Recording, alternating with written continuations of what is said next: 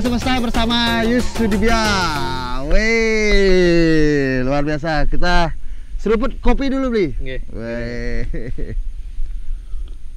Thank you, Bli. Nggih. Sudah bisa ikut gabung di Sapa Semesta ini. Jadi, apa kabar, Bli? Baik. Gini-gini aja, pandemi kan aktivitas agak menurun. Apa aja aktivitas yang dilakukan selama pandemi ini? Ini kan hampir setahun. Ya, jadi memang aktivitas pun mau tidak mau kita harus kurangi karena memang ada satu dari aturan pemerintah, yang kedua memang kita harus selalu waspada kan gitu. Ya, tapi aktivitasnya tetap normal, bekerja, tapi memang porsi pekerjaan saya kurangin di rumah ya.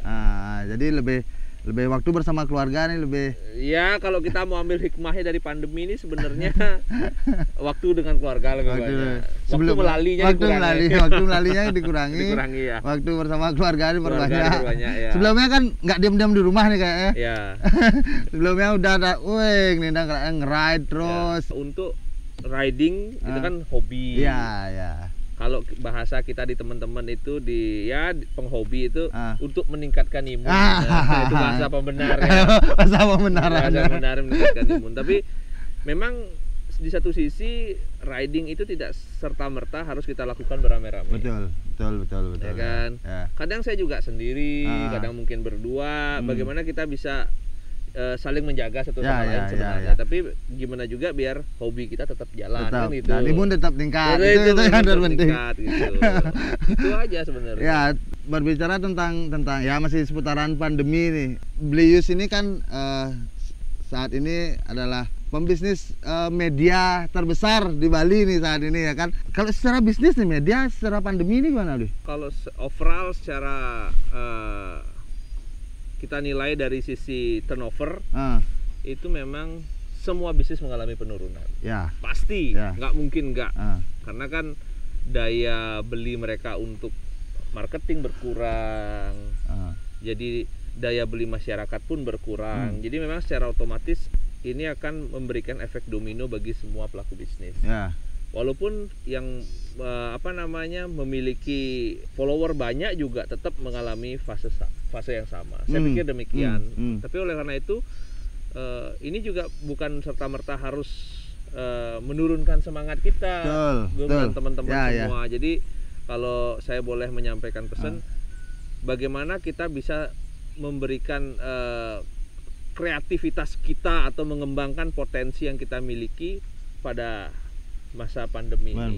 Karena kan kita kan sering di rumah, mungkin aktivitas berkurang. Jadi kita memang harus mungkin di waktu sela-sela itu kita bisa berpikir. Yang bahasa Bali apa dek jemak gaya nih. Udiang dek nih gitu. Disitulah otak kita benar-benar terasah. Ya, jadi maksudnya ingin menyiapkan celah-celah bisnis baru. Benar-benar. Jadi ada insting yang harus dilatih lebih untuk saat ini ya. Ya, kurang lebih demikian. Saya lihat contekan ini karena medianya Blius ini banyak banget nih. Saya harus melihat contekan nih. Jadi Blius ini yang pertama yang teman-teman pasti selalu kenal dan sering sekali melihat itu ada di Info dan Pasar ya. Info dan Pasar juga. Terus wah ini menarik nih. Jakarta Info. Dari Bali kok bisa infoin Jakarta? Kita punya kantor sebenarnya. Oh gitu. Besok, Laskar Kuliner. Itu tentang kuliner juga ya? Iya, tentang kuliner. Apalagi Bali Social Network. Oke. Bali Advertiser. Ya, Bali Advertiser. Warung Igor. Ya, itu ada warung di Renon ya. Warungnya Bli? Iya. Oh, jadi selain media nih ada warung juga berarti ya? Iya, warung. Saya ada rilis dua usaha di masa pandemi ini. Karena saya melihat begini sebenarnya itu bukan. Jadi saya membaca keinginan pasar bahwa ini sekarang saya pingin sebenarnya merangkul teman-teman.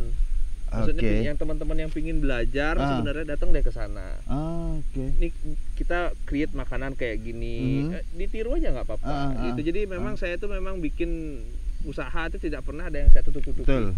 Karena tidak ada lagi yang namanya persaingan di sini, tapi bagaimana kita bisa berkolaborasi. Itu dia yang sebenarnya di masa sekarang ini memang harusnya berkolaborasi, dan ini salah satu juga membuka peluang kerja di saat orang-orang terputus semua kan gitu ya.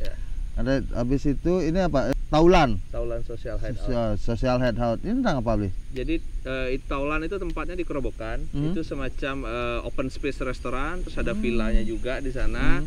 Jadi memang saya berpikir bahwa di saat orang lain mungkin berpikir bahwa kita tidak bisa operate, kita tutup, di situ saya melihat bahwa ada celah pasar di sana.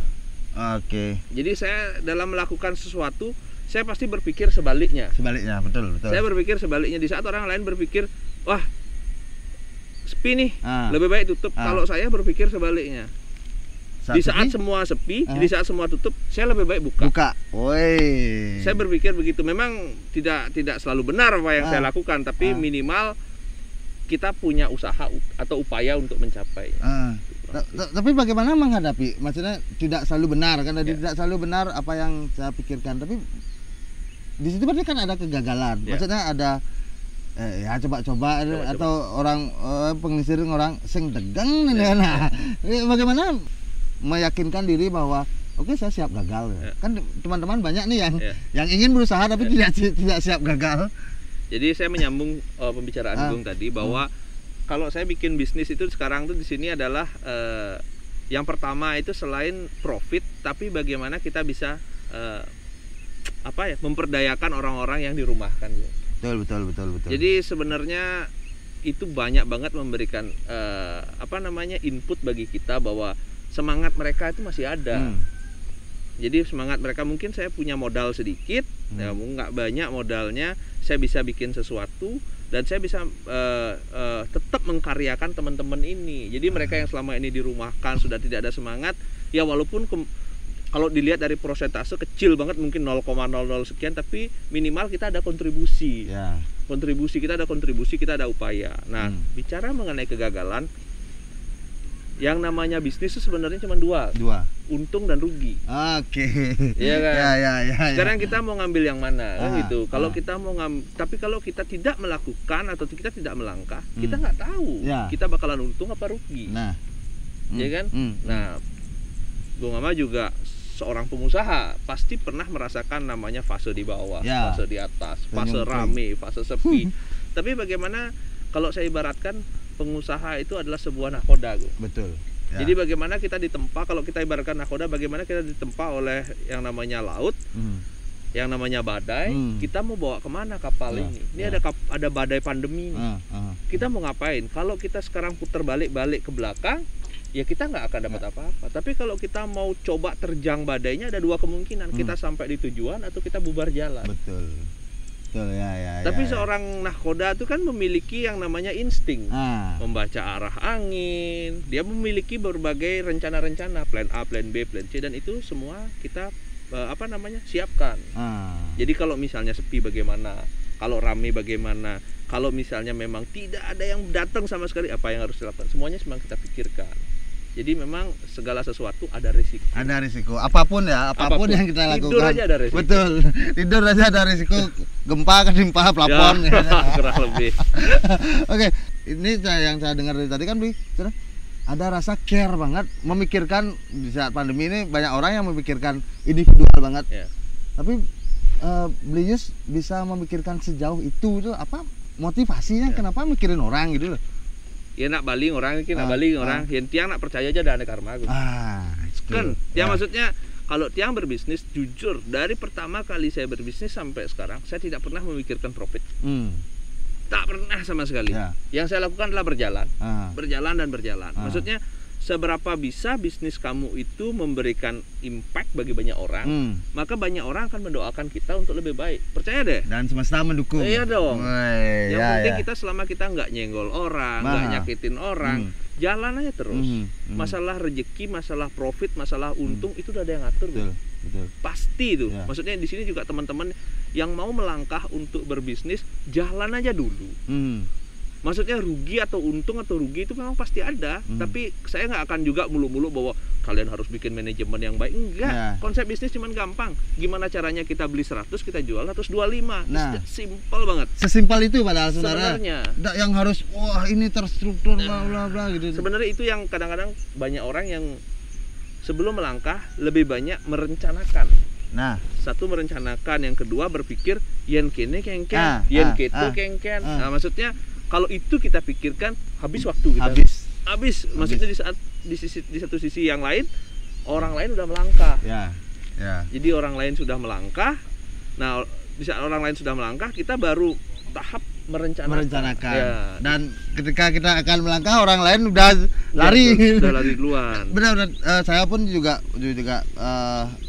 di bisnis yang sekarang ini saya juga mengalami seperti itu. Jadi tidak yang terencana, cuman kalau kembali lagi penglingsir kita bilang bahwa di pegawaian regam aja. Ya. Kok jalan aja dulu gitu, lakukan saja dulu, nanti pembelajaran bakalan kamu dapat di saat kamu mengerjakan itu kan itu. Iya.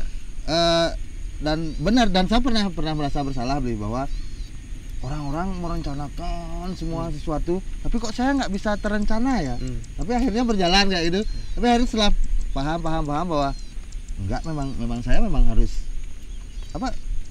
apa yang saya lakukan memang harus berjalan dulu. Ya. Tahu dulu alamiah dan saya percaya sekali energi semesta. Ini ketika kita tadi nggak ada nyenggol, nggak ada dan nggak ada bermaksud buruk. Benar. Keep positif itu bakalan jalan banget ya. Masih ada 2 lagi tadi? Mobcast juga. Mobcast tuh gara-gara hobi juga. Iya, saya punya dengan tim juga, jadi yang dalam berbisnis itu, nah ini juga perlu saya sampaikan sama teman-teman. Tidak ada satu bisnis pun yang saya lakukan sendiri. Dari awal nih? Dari awal. Semua bisnis saya adalah partnership. Walaupun dengan partner yang berbeda-beda. Ya. Banyak orang berpikir bahwa partnership, membisnis jak timpal tuh jelek. Uyut. Nah, itu dia. Bukan kayak gitu. Anda salah pilih teman bisnis. Itu kuncinya. Itu ya sebenarnya jawabannya itu ya. Kalau banyak orang berpikir bahwa kok berani sih bisnis partneran, nggak takut ribut ya sama teman.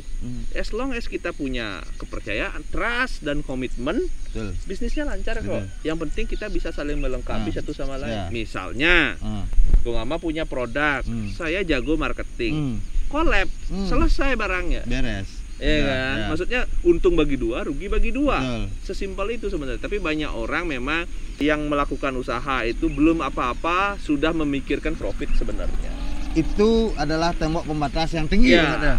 Itu yang harus kita benar-benar pikirkan lebih jauh gitu. Jadi dalam berbisnis kita harus memikirkan bahwa bagaimana kita bisa mengembangkan ini untuk menjadi lebih besar. Misalnya saya dan Gong Ama collab, kita punya satu perusahaan. Dengan kita collab, kita bisa buat 3 atau 4 perusahaan lagi. Iya kan? Nah, itu juga yang saya terapkan di line up usaha saya. Istilahnya saya punya, kita membuat yang namanya Mobcast yang saya disampaikan tadi, bahwa saya melihat potensi mobil bekas itu memiliki pasar yang cukup menjanjikan. Nah, oleh karena itu saya bergabung dengan teman saya dan kita lihat potensi ini ada, ya kita kembangkan sama-sama. Dan kesadaran itu tidak banyak orang punya ya untuk saat ini. Maksudnya dalam artian bahwa bagaimana menjadikan diri 100% kita. Banyak orang yang masih ego. Itu ya. Jadi banyak orang yang masih ego bahwa dia berpikir ragogen bisa berdiri, ragogen bisa berdiri. Nah, istilah itu yang benar-benar kalau dalam bisnis kita harus mengurangi yang namanya ego. Ego harus kita taruh di titik terbawah. Jadi kita memang harus bisa menyesuaikan diri kita dengan orang lain. Di situ sebenarnya PR besar yang memang harus kita pelajari. Kuncinya di situ. Kuncinya di ego. Sebenarnya di ego. Setelah kita bisa menurunkan ego, maka secara otomatis semua akan berjalan beriringan. Beriringan. Gitu. Ya, memang permasalahan dalam hidup manusia itu adalah egoisme ini. Egoisme. Karena menurut saya gini, dalam sebuah bisnis, misalnya kita jualan something, jualan sesuatu. Misalnya kita jualan kopi nih, kopi Downloss nih. Thank you Kopi Downloss udah bantu saya bisa ngopi pagi-pagi di sawah. Di sawah, asik ya. Nah, kalau Kopi Downloss ini nggak bagus banget produknya. Anggap ini kita jadikan contoh misalnya. Kopi Downloss ini kalau di marketingin yang bener banget itu bakalan bagus banget. Nah, oleh karena itu saya berpikir bahwa apapun, walaupun ini motor misalnya, nggak ada produk yang jelek. Yang salah itu cara marketingnya sebenarnya. Istilah gini, sekarang yang lagi tren adalah sosial media, Instagram. Tapi kita jualan barang yang untuk kebutuhan orang tua di Instagram gitu misalnya. Kan nggak ketemu. Kayak sakit mah tapi obat sakit kepala dikasih kan gitu. Kurang lebih kayak gitu. Jadi cara marketingnya yang sebenarnya kita bisa perbaiki gitu. Oke, kita kembali ke media, Bli. Kita Oke. kembali ke media. Apa yang Bli pikirkan kenapa bisa ini Instagram ini kan maksudnya media yang ya bisa dikatakan baru lah ya. Iya. Bisa dikatakan baru, tapi apa yang Bli pikirkan pertama sekali untuk maksudnya membawa insting Bli wah ini kita bisa berbisnis di sini nih gitu. Nah, sebenarnya mungkin platform ini Instagram dibuat tidak untuk bisnis mungkin awalnya. Gimana Bli membaca itu? Sebenarnya semua itu ketidaksengajaan, Gong. Okay. Jadi bisnis saya sebenarnya di awal mula saya memulai sesuatu itu by accident. Jadi mengalir aja seperti nggak ada apa namanya, nggak ada rencana untuk melakukan itu. Tapi itu dia, maksudnya saya cerita nih dengan apa yang saya alami. Jadi waktu itu mungkin saya banyak bantu warung-warung kecil. Jadi kerjaan saya waktu muter-muter Denpasar, fotoin warung, fotoin macet, fotoin warung. Jadi warung orang sepi saya fotoin, dagang nasi apa segala macam. Mungkin saya nggak berharap, mungkin ada beberapa orang yang mendoakan. Betul. Wih, sukses semua. Ini adaan bapak tuh, ibu itu nah, nih mai itu rame dagangan dia. Semoga ya rame bisnis ya. Mungkin dia berpikir seperti itu. Mungkin ada 5 orang yang mendoakan kita seperti itu, maka jalan kita akan terbuka. Kalau saya pribadi, saya percaya banget yang namanya karma. Dan saya percaya banget saya nggak pernah yang namanya gangguin orang. Misalnya sekarang bisnis apa yang coffee shop gitu misalnya lagi rame banget di Denpasar, banyak orang yang ngajain saya mau nggak bikin kopi. Saya nggak mau, pasti saya nggak mau. Karena pasti nggak mungkin saya rebutan sama teman-teman. Saya lebih bagus ngalah. Mending cari sisi yang lain. Saya nggak. Kalau misalnya mereka mau bikin coffee shop, saya boleh nggak saya jualan pisang goreng? Itu yang saya lakukan. Maksudnya nggak mungkin ya saya maksudnya apa ya memakan lahan teman atau bersaing dengan teman, enggak gitu. Di situ saya pikir, makanya saya dalam memulai sesuatu itu pasti saya pikir ada teman nggak ya yang punya bisnis seperti itu. Jadi saya benar-benar menjaga banget hubungan pertemanan itu. Betul. Karena gini, kalau saya pribadi, secara pribadi saya menganggap teman itu adalah sebuah investasi sosial. Betul, itu saya setuju banget. Ya, investasi sosial. Banyak orang berpikir bahwa yang penting timpas. Kalau saya berpikir kebaliknya. Sama kayak kita duduk di sini. Mungkin tidak hari ini kita create bisnis. Betul. Tapi dengan kita duduk di sini kita bisa lebih akrab. Mungkin 2 tahun lagi tiba-tiba kita menemukan kecocokan. Kan gitu, Bang ya? Betul. Maksudnya di situ saya menganggap bahwa saat menambah teman itu penting banget. Jadi di sini teman-teman apa namanya sobat semesta, sapa semesta, teman-teman sahabat sapa semesta, bagaimana bisa menjadikan bahwa yang terpenting dalam sebuah bisnis adalah relasi ya, link dan relasi. Itu penting banget. Jangan pernah mengesampingkan itu. Dan apapun situasinya, bagaimanapun keadaan, itu yang terpenting. Dan saya pun juga akhirnya ngomong sama diri saya, dan ini sering sekali saya katakan kepada adik-adik lah, teman-teman. Saya tidak kaya dengan uang, tapi saya kaya dengan teman. Perkaya dirimu dengan teman. Dan contoh kecil aja, ketika kamu tidak punya uang, ketika perutmu lapar, kamu masih bisa datangin temanmu untuk makan kecil aja, contoh itu. Nah, misalnya kita suka ride sendiri, ban pecah di mana gitu, kita punya teman di sana. Dan itu sangat tidak ada nilainya. Priceless. Perkembangan media kencang banget sekarang.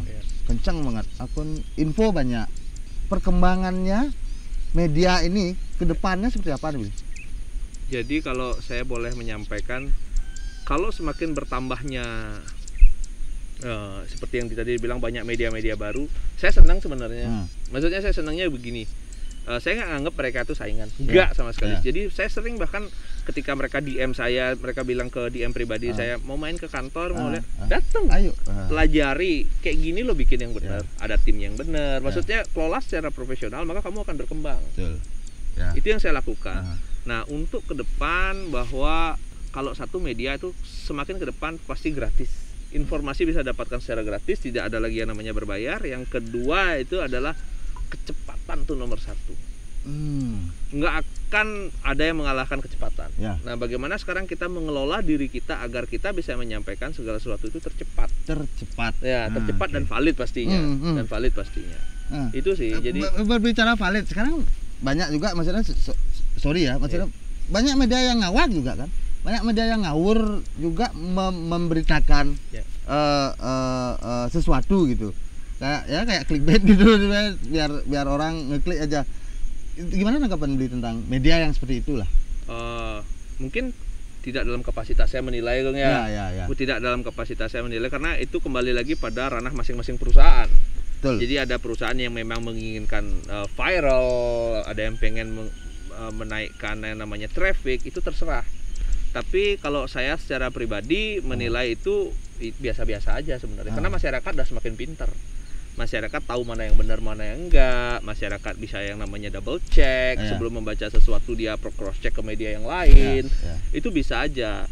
Nah, tapi saya tidak mau berkomentar terlalu jauh. Betul. Karena kembali lagi saya nggak mau gangguin ladang orang. Kalau memang mereka berpikir bahwa itu bisa bikin rame mereka dan menaikkan income dengan membiayai pegawainya, staff, tim, monggo silahkan. Jualannya memang di situ. Ya mungkin gitu ya? Jadi kan ada berbeda jadi. Ya. Dan sekali lagi saya nggak pernah yang namanya nganggep teman-teman yang lain itu saingan. Tapi di satu sisi yang namanya persaingan itu perlu, Gong. Perlu banget. Contoh saya ibaratkan. Lionel Messi tidak mungkin ada kalau tidak ada Cristiano Ronaldo. Dia tidak akan berusaha menjadi lebih baik kalau tidak ada saingannya. Jadi istilahnya kalau tidak ada saingan, saya nggak ada saingan, santai kan. Tapi kalau di satu sisi dia melihat ada sebuah potensi persaingan, dia pasti akan berpikir, oh saya bisa kok lebih hebat dari dia. Jadi itu sebenarnya penting untuk diri kita dalam berbisnis. Dan naluri kompetitif itu harus tapi harus positif. Harus jangan saling serang lah. Betul. Yang memang jalannya enak. Ya jangan berbarengan, cuman ya kita kompetitif. Gitu. Dan sadar bahwa kita punya produk yang berbeda gitu. Ini menarik sekali dan menggelitik pemikiran saya. Dari awal saya follow Info Denpasar.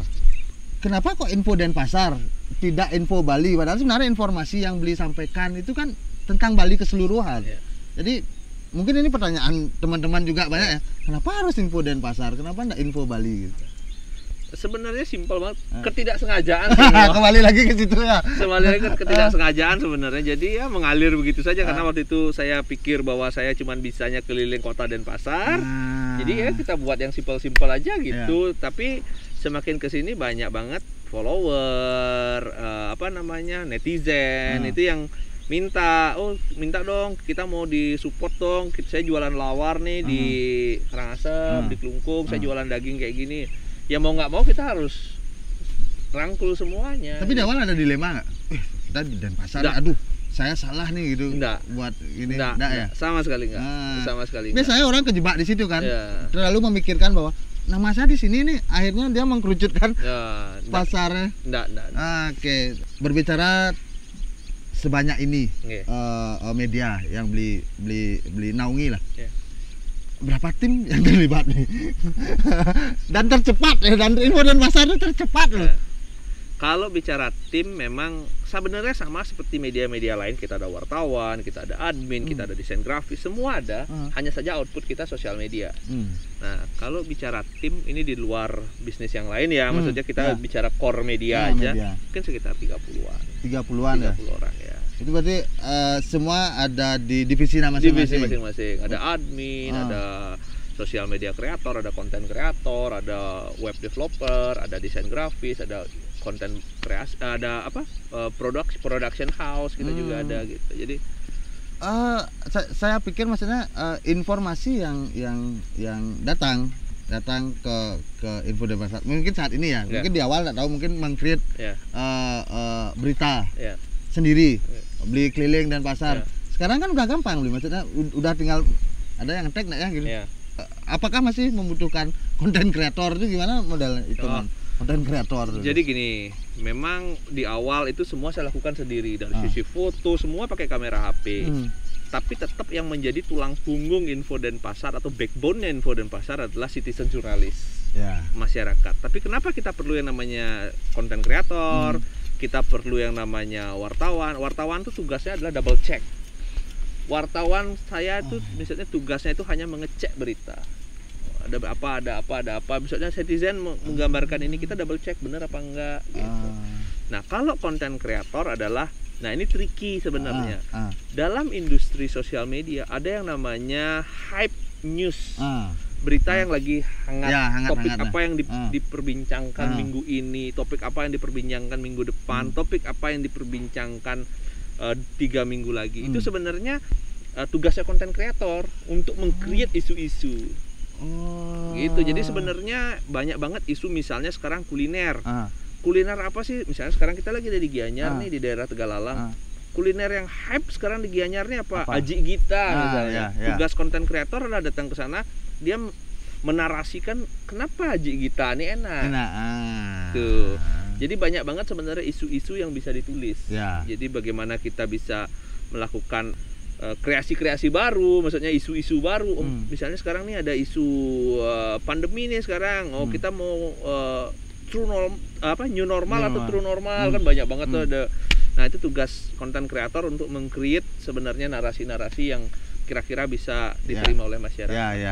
Berbicara tentang kecepatan, siapa yang memiliki tugas untuk melihat, kan kecepatannya citizen jurnalis itu yang pertama. Terus bagaimana? Berarti ada orang yang mantengin terus gitu tentang di sosial media semua, berarti di kantor ada khusus tuh apa tugas? Nama tugasnya nanti? Jadi memang di Info dan Pasar itu ada admin yang bertugas 24 jam. Berapa ada admin? Wah, admin kita ada 7 atau 8. 7. Jadi memang pakai shift-shiftan mereka. Admin itu ada shift, ada bisa kerja dari rumah, bisa kerja dari kantor. Jadi kantor saya tuh bener-bener feeling homey banget, maksudnya ngerasa di rumah banget. Enggak seperti mungkin kantor-kantor yang lain harus rapi saya bener-bener kamu senyaman-nyamanmu kerja wis. Kalau kamu senang demen cara kini silakan. Yang penting pekerjaan beres. Itu. Nah, disitulah tugasnya admin untuk memfilter kira-kira jam segini tiba-tiba ada kebakaran. Kebakaran kan nggak bisa kita rencanakan. Nggak bisa kita atur kebakarannya jam 6 sore aja. Jam 10 malam kita admin mau tidur nggak ada kebakaran, nggak bisa kayak gitu. Kebakaran bisa jam 1, jam 2. Nah, di situ memang ada tim khusus. Jadi misalnya kebakaran lagi ada di jalan apa misalnya di Denpasar gitu. Wartawan itu sudah kita lengkapin dengan semacam drone gitu. Jadi begitu kebakaran malam ya mereka harus gas ke sana malam mereka terbang. Itu memang, tapi untuk jam kerja mereka benar-benar fleksibel banget. Nah, memang di media kan memang fleksibel sekali ya, karena situasional banget. Kejadian seperti apa. Perkembangan ke depannya, kita kan berbicara sosial media lah. Dulu Friendster hilang, terus jadi diganti sama Facebook, terus Pet dulu, terus ke Facebook, terus Instagram sekarang yang maksudnya menjadi platform jualan kan kayak gitu. Kedepannya bisnis media ini apakah di Instagramnya akan bisa stuck, apa ada pengembangan lagi kemana kayak gitu? Kalau kita membaca dari informasi yang beredar bahwa setelah Instagram diakuisisi oleh Facebook, maka secara otomatis dia pasti akan berkembang. Karena dia juga sudah menyiapkan beberapa platform ke depannya. Ya, mungkin video berbayar, itu banyak banget yang namanya platform-platform baru yang akan mereka rilis ke depan. Jadi ini untuk teman-teman yang memang ingin mengembangkan potensi sosial media, jalanin sekarang. Bener, maksudnya jangan berpikir bahwa industri sosial media akan stop di sini. Stop nih. Udah banyak kayak gini nilai kan. Nah, ini tambah besar. Ini akan semakin menggurita dan berkembang. Percaya deh. Maksudnya kalau emang mau melangkah, jalan aja sekarang. Mau samain kayak Info dan Pasar, silahkan. Saya nggak pernah, kalau mau tanya-tanya sama saya lagi mau private, monggo silahkan. Saya terbuka banget. Harapan Bli untuk pembisnis sosial media ya khususnya di Bali lah, apa yang perlu teman-teman siapkan dari sekarang untuk menuju bisnis sosial media ke depan nih? Kalau dari saya, mungkin saya nggak bisa kasih banyak kiat-kiat gitu, karena memang situasinya sedang sulit sekarang kan gitu. Tapi kalau misalnya memang ingin memulai bisnis, tidak hanya di sosial media, bisnis apapun, mau bisnis kuliner, mau apapun, mau industri jasa, segera lakukan adaptasi. Kuncinya cuma satu, adaptasi. Maksudnya misalnya nih, keinginan pasar sekarang atau daya beli pasar dulunya 1 juta, sekarang daya belinya cuma 300.000. kita yang harus menyesuaikan dengan harga yang sekarang. Maksudnya memang mau tidak mau kita harus mengurangi yang namanya profit dulu, tapi minimal kita jalan. Kenapa? Kenapa begitu? Karena dalam kita melangkah atau dalam kita berbisnis itu yang terpenting adalah hidup. Kalau kita ibaratkan mesin, mobil atau motor mau balapan, kita udah panesin motornya. Motornya idle. Begitu start after pandemi, situasi berangsur normal, kita tinggal gas saja. Tapi kalau pada saat itu kita baru menyiapkan yang namanya aki, baru servis, take time 3-4 hari misalnya. Dan itu kalau kita asumsikan kita udah telat. Ya, kita udah telat. Jadi mau tidak mau segera lakukan adaptasi. Yang pertama, terus yang kedua, baca keinginan pasar.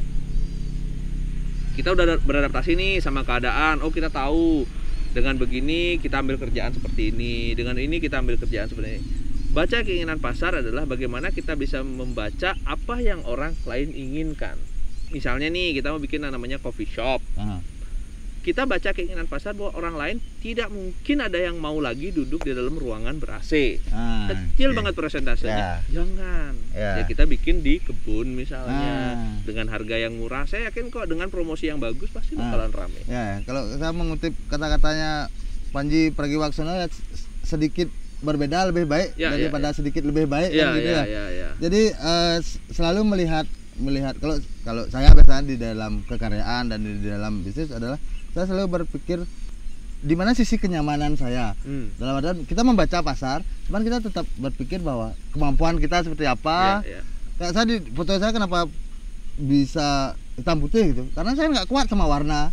Dan banyak orang tidak tahu itu bahwa saya menggunakan kelemahan saya menjadi satu kelebihan kayak gitu. Potensi. Ya, sebuah potensi. Jadi itu yang mungkin bisa teman-teman lakukan, bahwa jangan melihat orang dulu gitu ya kan.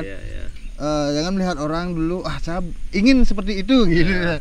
Jadi tanyakan pada diri bahwa kemampuan saya sampai mana ya, dan tetap lakukan, melangkah saja. Jadi jangan stop gitu. Saya kemarin sempat baca juga di sosial media dan saya share. Jadi tulisannya kurang lebih kayak gini. Di saat saya mulai berpetualang, di situ saya melihat potensi yang saya miliki tidak ada batasnya. Jadi intisari dari kalimat itu adalah di saat kamu mau menggali diri kamu, maka diri kamu itu akan memiliki banyak hal sebenarnya yang kamu sendiri mungkin belum paham. Tergantung seberapa jauh kamu mau mengeksplor diri kamu. Jadi terus menggali, terus berjalan, terus berproses. Jadi dia seperti itu ya. Luar biasa sekali obrolan yang saya rasa cukup padat dan cepat sekali. Ya, banyak pelajaran yang kita bisa dapat. Saya terutama secara pribadi, bagaimana cara menjaga semangat, bagaimana cara berkolaborasi di saat ini, dan obrolan ini luar biasa sekali. Semua Blius sudah mau hadir dan obrol-obrol di Sapa Semesta. Terima kasih penonton dan terima kasih Semesta yang sudah memberikan energi yang luar biasa ini. Dan sampai ketemu di Sapa Semesta berikutnya, Ride, Kopi, and Fotografi.